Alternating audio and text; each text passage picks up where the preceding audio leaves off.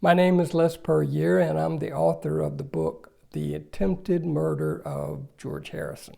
The reason that I wrote this book was because I couldn't find a book that was dedicated to this event.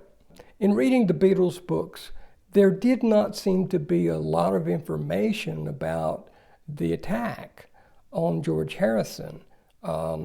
Most of the books that I looked at only had maybe 3 or 4 pages that were dedicated to the event, and there really wasn't a whole lot of information in there. It was very superficial at best.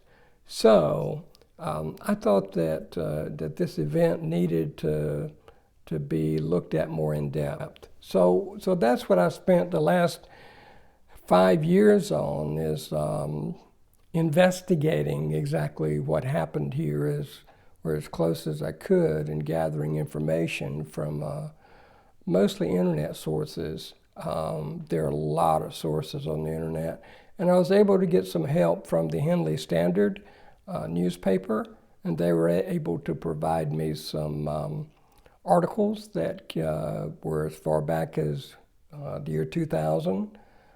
It did happen, 21 years ago? So most of the information, the direct information is gone. I was looking at the person who was driven to attack George and Olivia Harrison, and I think that driven's the right word, because of the fact that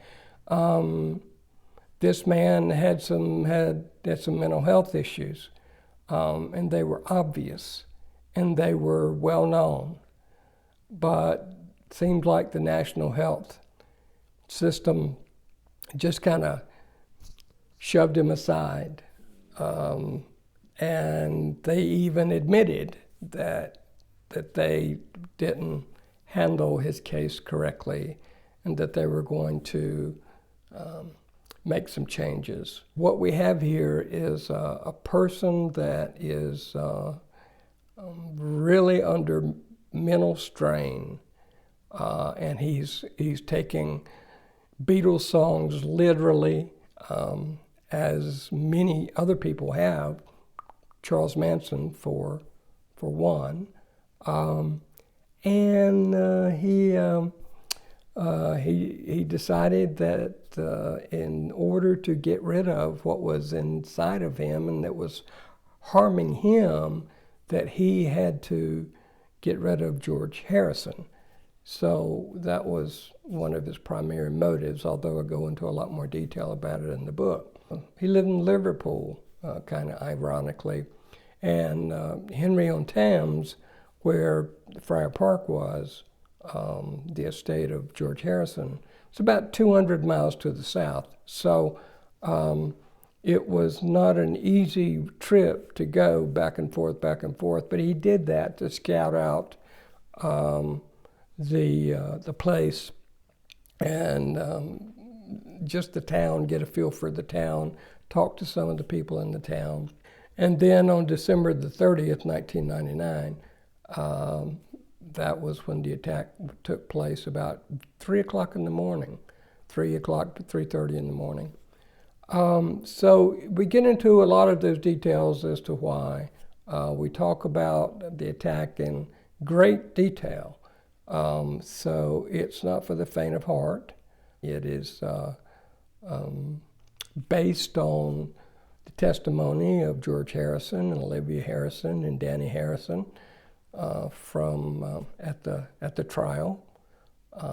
So there's a lot of detail there, and it's interesting because of the fact that after George was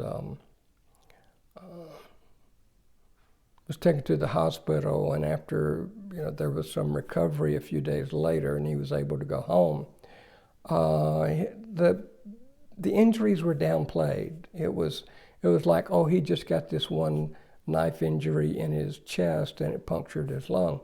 Well, he got a lot more injuries than that. He was hurt very badly, and his if you read the testimony of Danny Harrison, then you will be shocked and amazed at how badly he was hurt. But anyway, they chose to downplay it for some reason. There's a lot of good stuff in the book, and I think it's some things that people have not been aware of before. And so the whole book is dedicated to that event in the life of a Beatle, George Harrison, and his lovely wife, Olivia. Once